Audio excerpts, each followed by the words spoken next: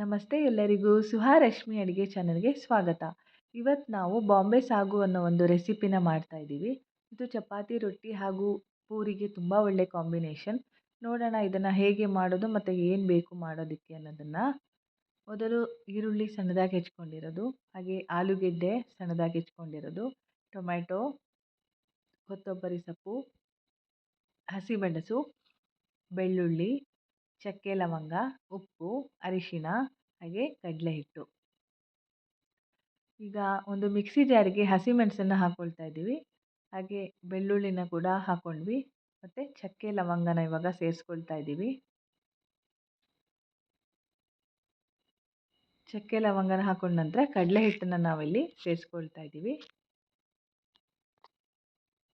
ಅರಿಶಿಣದ ಜೊತೆ ಸ್ವಲ್ಪ ನೀರನ್ನು ಹಾಕಿ ನಾವೀಗ ನುಣ್ಣಗೆ ರುಬ್ಕೊಳ್ಬೇಕು. ಇದನ್ನು ರುಬ್ಬಿದ್ದಾಗಿದೆ. ಒಂದು ಪಾತ್ರೆನ ಒಲೆ ಮೇಲೆ ಬಿಸಿ ಮಾಡಿ, ಅದು ಬಿಸಿ ಆದ ನಂತರ ಎಣ್ಣೆನ ನಾವು ಹಾಕ್ಕೊಳ್ತಾ ಇದ್ದೀವಿ, ಅಡುಗೆ ಎಣ್ಣೆನ.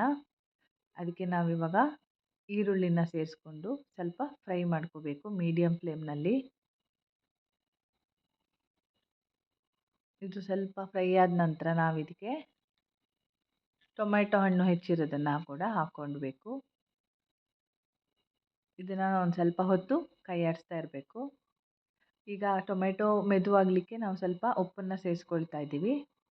ಈಗ ಆಲೂಗೆಡ್ಡೆನ ನಾವು ಇದಕ್ಕೆ ಸೇರಿಸ್ಕೊಳ್ಬೇಕು, ಹಾಗೆ ಸ್ವಲ್ಪ ಕೈ ಆಡಬೇಕು ಎಲ್ಲವನ್ನು ಸೇರಿಸಿ.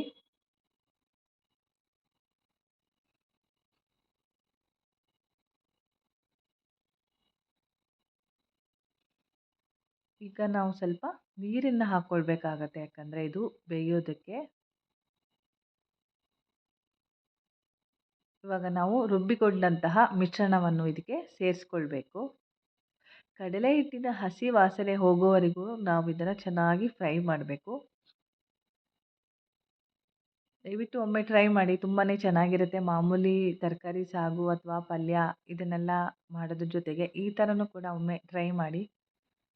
ಈಗ ನಮಗೆ ಎಷ್ಟು ನೀರು ಬೇಕು ಅಷ್ಟು ನೀರನ್ನು ನಾವು ಇದಕ್ಕೆ ಹಾಕ್ಕೊಳ್ಬೇಕು. ಗಟ್ಟಿಯಾಗಿ ಬೇಕು ಅಂದರೆ ನೀರನ್ನು ಕಡಿಮೆ ಹಾಕ್ಕೋಬೋದು.